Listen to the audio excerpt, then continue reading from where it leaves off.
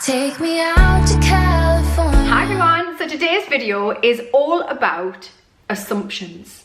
So I was watching a video from a fellow channel mum vlogger, Lucy, and she was doing a video about what people assume about her, and it got me thinking, because over my lifetime I have had people tell me what they assumed about me. Because I started out as a TV actress, I guess sometimes people knew of that before meeting me, and I think that probably has its own assumptions that comes with that. And then when they meet me, so often people would say, oh, I thought you'd be a bitch or something, like, which I always found really rude. Like, it's not really the best, but people felt free to say it to me, so I don't know, maybe that meant that they felt comfortable with me. But people have said things in the past, so I just thought it'd be an interesting topic to cover, what you assume from watching my videos or following me on social media about me, about my family, about the way that we live our lives. So I put it out on Instagram last night, and a few people came back to me. You've got the option to do questions on there, so I asked that question, and I thought I'd just go through them with you and kind of debunk any myths, be honest, and just share. Oh, I've just spotted a spider outside. I mean, that's where they're supposed to be. I'm not freaking out about it, but it's pretty big. I'm not totally scared of spiders, but I'm better than I ever was. But that was a big bad boy that's out there. Right, okay, so one of the ones I covered, someone didn't say this to me, but it's been said before, is that the assumption that I was a mean girl at school. I wasn't a mean girl at school. I was in, I guess at my school, you know, you have the popular crowd, you have the nerdy crowd, you have, in my school it was the goths, even though they weren't really goths, they weren't ever, or hippies we call them, or goths, and they were probably neither, they were just a little bit more alternative. Then there was like the swats, we would say in my school, and I was probably in more of the chavvy popular group. But because I was on TV at the time, I always had an out, and I was smart, so I was in top sets for some things like English, but then I was in bottom sets for maths, so I was quite a mix. School-wise, I wasn't at school a massive amount because I was filming, but I was never a mean person. That wasn't me at school at all. In fact, I had quite a hard time at school because I was on television, and because, you know, just because teenagers get a hard time when they're in school. So I definitely was not a mean girl at all. So yeah, that's just an assumption. And if you saw me at school, I was like, I mean, you know, we've all got awkward pictures from school. So yeah, I wasn't a mean girl at school at all. Okay, so I'm just going to read them out. I haven't taken down everyone's names because it was late last night, so I'm sorry, but those of you who are on Instagram, you know who asked this or who said this. Somebody has put, and this came up a lot, that I am incredibly strong. I think that is probably true. So I think I am a strong person. I think I'm very resilient. I think that's probably, I would say, a naturally optimistic, realistic, optimistic character, but I also work on that a great deal. But strength-wise, I do think I am strong. That doesn't mean that I don't cry. That doesn't mean that I'm not soft in some ways as well, because I would say I'm a sensitive person. I'm very sensitive to other people's emotions. I'm very sensitive to people's energy. I class myself as an empath, so I feel people's stuff a lot. But then on the flip side, I know that whatever happens to me in this life, that I will be able to come through it. So I think that's a level of internal strength. Physically, I'm quite strong physically as well, actually, for a tiny human being. I'm 5'1". I don't really know my weight, but I'm tiny. I'm size 6. I'm like, I don't know, about 7.5 stone. 40, I don't know what kilograms it is, but I'm a small human being, so I always think I'm quite strong. I can lift both my kids at the same time, and they must be about 3 stone each or something. That's a lot of my own weight. So yeah, that wasn't what you were talking about, but I'm just sharing that with you as well. That I'm always positive. Nobody's always positive. Okay, so even if I I'm talking about positivity. I am resilient and I bounce back very quickly. So even in my most rubbish times, even when I'm really upset, even when I'm having just a day when things aren't going right and I'm not particularly positive, I know that that won't be for any length of time because I'll bounce back from it. And I think sometimes maybe there's an assumption that positive people are like super happy all of the time and like almost like void of emotion, and that's just not me at all. Like, I'm like this. If you know me personally, and you are close enough, and truthfully there's not many people that are. I've got friends who I love but wouldn't necessarily see all aspects of that. I'm quite closed in that way, I would say. Overall, I'm an open person in many ways, but only like this many people get to see vulnerability.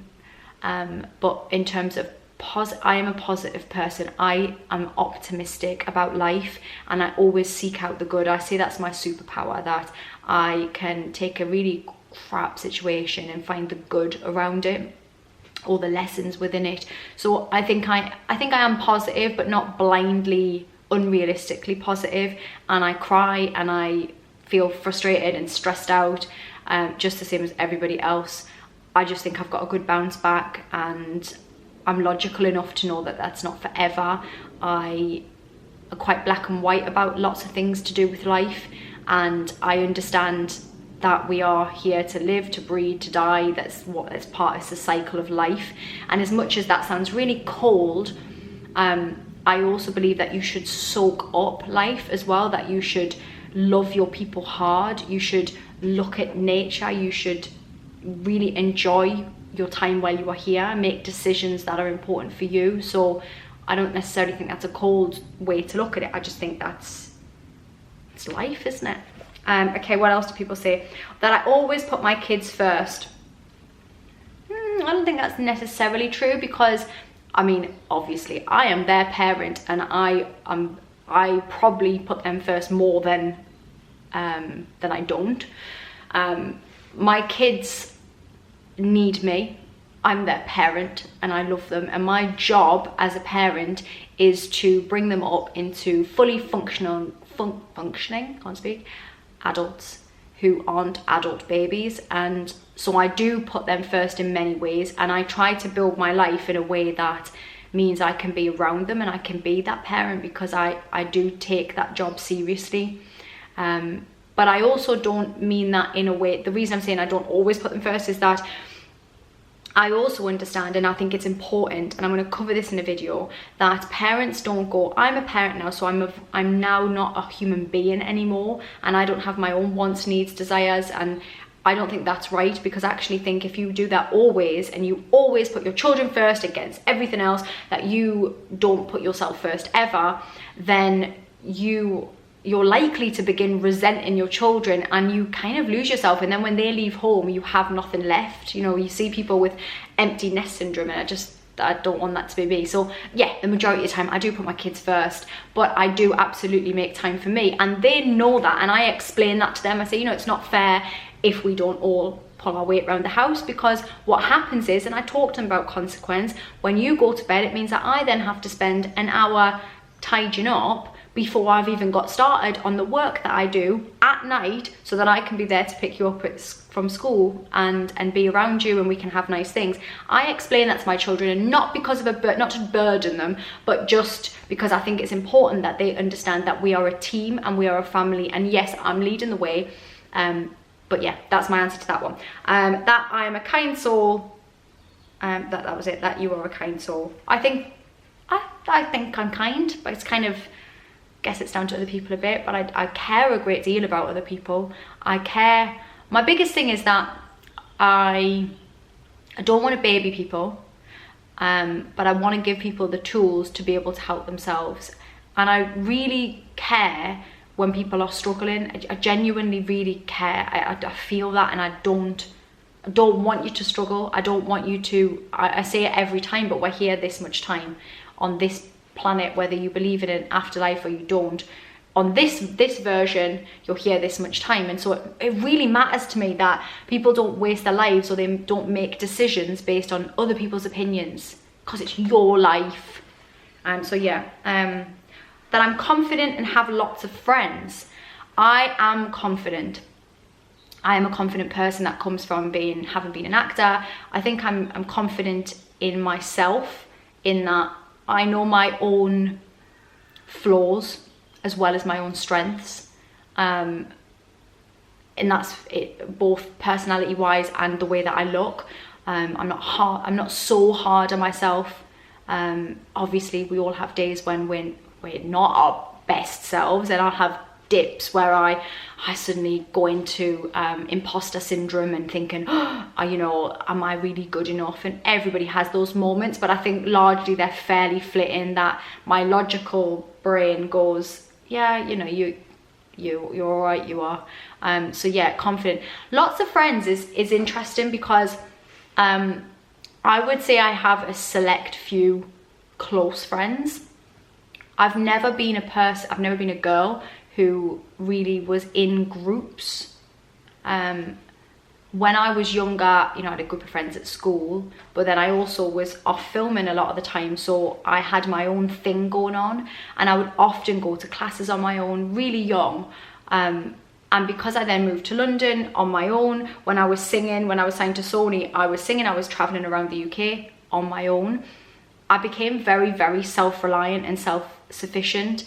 And I have friends who are really close friends of mine, who I don't see from, you know, one year to the next sometimes.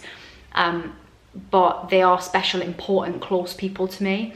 And I have a few good friends that I, you know, will go out with nights out with as well, who I'm close to. But I wouldn't say I class myself as a confident introvert. So I don't get my energy from being around groups of people. I get my energy from solitude, I guess, and rebooting, and then going back out into the world and spending time more one-on-one with people, I guess, than groups. That's just how I've always been. I don't feel like there's any lack in that at all.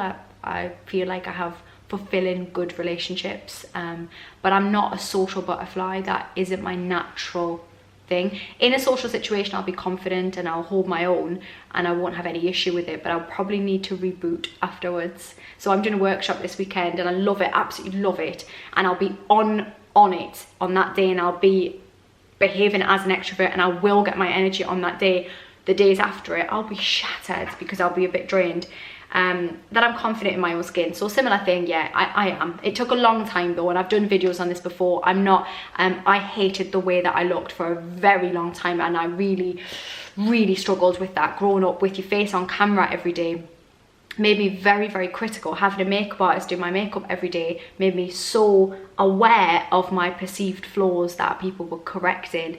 As an actor, you have to know what your type is. You have to be aware what your body shape is, and that can bring up a whole mass of insecurities, and it did for me for a long time. But I am I'm 35 this year. I honestly couldn't give a shit about somebody else's idea of what I should be looking like. I know there are things I don't particularly like about my body or my face. I would rather not have stretch marks on my stomach from having a baby, but then on the other side, I've got a flat stomach and I'm slim. So I kind of, you know, I did give birth to 2 children, like that's part of my journey, and so I gotta give myself a break on that. My skin, you beautiful people tell me I've got good skin, and I don't particularly. I have good lighting, I'm lit by the window here, and I do my makeup fairly well, but my skin is problematic, so I would rather change that if I could. So we all have our insecurities, but largely on the whole, I feel good about the way that I look now. I'm much more confident in my own skin than I've ever been. I like myself. That I've always got my shit together. Absolutely not. God no, I'm often like a headless chicken. I don't have my shit together. Nobody does. I mean, come on, nobody does, my beautiful people, you know. That I never give up, and if you start something, you have to finish it. I would say that I don't give up. As I say, I'm very resilient. I definitely don't give up on stuff very easily. If I'm in, I'm all in. However, my house, there are parts of it that aren't finished, and I know that a couple of friends of mine have me on it because I start things and don't necessarily finish them around the house. In work stuff, yeah, probably, but sometimes, yeah, I don't know why that is. There must be something psychological in the not finishing thing. Because actually in when my husband was here, we used to say in our first house, we didn't have a wardrobe for ages. No reason for that, just didn't get a wardrobe.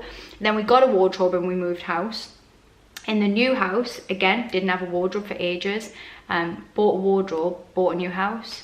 It was like we didn't feel like we deserved a wardrobe. So I got the wardrobes in early doors in here, but it took me ages to get the handles on them. So I don't know, you know, there are aspects of my personality that don't give up, and I'm very, very driven, but then there's aspects of maybe like, I don't know, there's something psychological in that. Someone can tell me about that. One more I will do, that I wake up, this is a great one to end on, that I wake up looking gorgeous. No, I do not. I've probably got dribble on me. My skin was probably red, sweating. There's probably a bit of fake tan on the pillow. No, I don't wake up looking gorgeous. I wake up the same as everybody else, a right old sweaty mess. That's just what sleeping's about. I mean, I would love to pretend, like people we see on Instagram, like, just no, I don't wake up. I'm all right, you know. But no, that's it. So these are the assumptions. I think you were actually really quite nice. I think there are other assumptions about me. Sometimes people will tell me that they think I'd be taller, 5'1". So people say they think I would be taller. I'm the same as you guys. I am positive sometimes. I'm not so much in other times, but I do have a good bounce back rate. I don't tend to dwell for too long. I know when I'm being annoying and I'm, you know, not practicing what I preach, and usually I can pull myself out of that pretty quickly. And yeah, I'm a mess just like everybody else. I think that's what we've come to the conclusion. Let me know below this video though any assumptions that you did have, and maybe I can cover them as well. But yeah, that was fun. Thanks for sharing, and if you're not following me on here or on Instagram, subscribe on here and go over to Instagram at hollymatthews84, and I will see you over there as well. Take me out to California.